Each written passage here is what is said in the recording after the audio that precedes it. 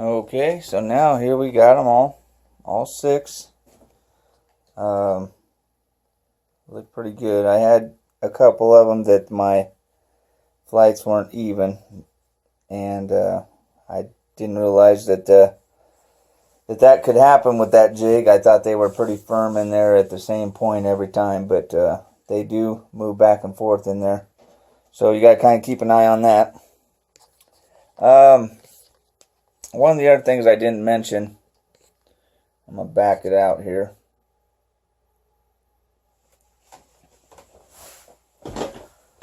So one of the things that I didn't mention at the beginning of this, right at the tips of these, I like to put a small dip of glue on the backs and the fronts.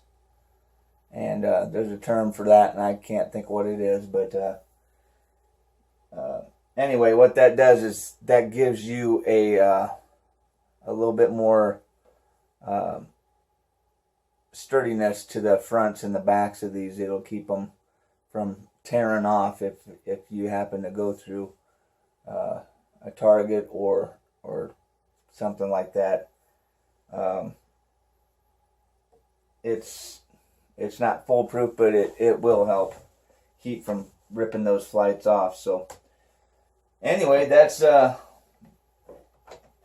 end of that process. So, well, we've got our arrows made, and we are out here at the range where I usually shoot at, and I've got you in the shade here because it's so bright I couldn't find a really good spot where the camera was going to get a good picture of me in here. But before we get started and I show you how these arrows fly, kind of want to touch base on a product that I purchased this weekend.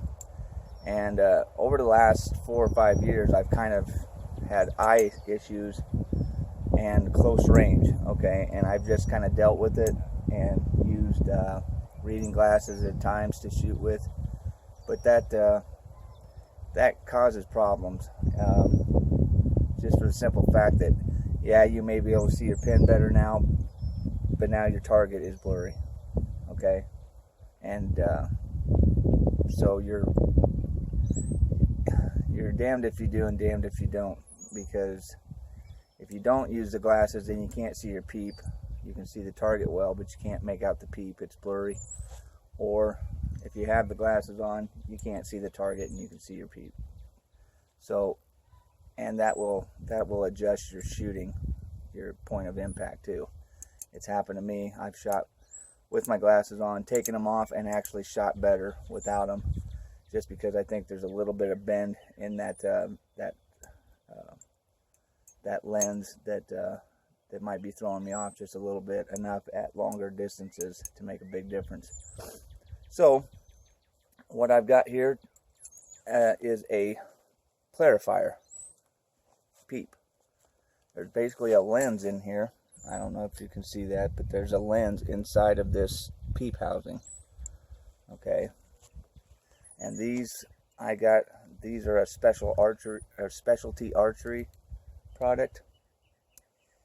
And what this does is allows me, it's a lens inside there, so it clears up my pin and still allows me to see visually downrange with my good eyesight on the target. So it's kind of like a little reading glass in there to keep my pin clear and crisp, but yet it doesn't affect the target downrange. So if you guys have issues with seeing up close and your pin's blurry, it's a common thing with archers, and the older we get, unfortunately, that's just the way life is. But look into these clarifiers. There's also a verifier out there, which is used in conjunction with a lens on your sight, and a lot of target archers and 3D shooters use those to enhance the target. Plus a verifier allows them to get their pin and everything clear. So with that being said, okay, so we got the camera set up here about midway. We're about 20-30 yards away from the target. I'm going to go back and shoot 80 yards again. I want to see how these 4-fletch with that heavier arrow sound coming in, and see how big of a noise difference there's going to be with that arrow with that 4-fletch.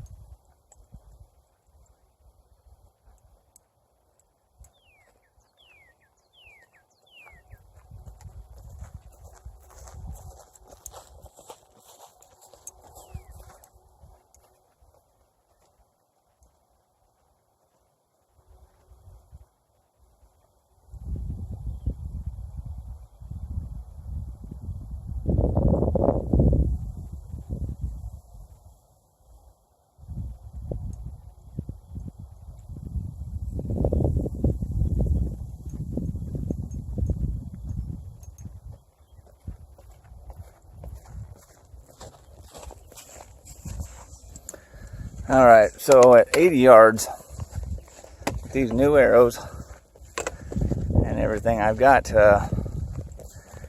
glitches in my anchoring and stuff according to the arrows here. But at 80 yards, now I will admit I was aiming for the bull, or the black mark. But like I said, I'm still having to find my range with these heavy arrows.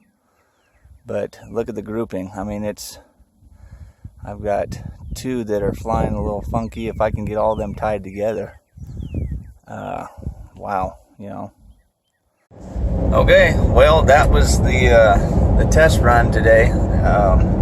Obviously, there is quite a bit of noise there, but at 80 yards, and it was pretty calm out there today. So I don't know. I think I'll probably end up going to a 75 grain broadhead, just to lighten that front end up a little bit, maybe, so I can get a little bit more distance with it. you know, overall, I think they flew really well. And you know, the grouping that I had was a little bit spotty, but it was still grouping. So I think that's, you know, I may have been rushing a couple shots here and there, and the arrows themselves, I should probably run through paper and see if I'm getting any whip or knock, you know, turn my knocks and see if I can get something to change there too. But and see if we can't get something done. Thanks for watching, and stay safe out there.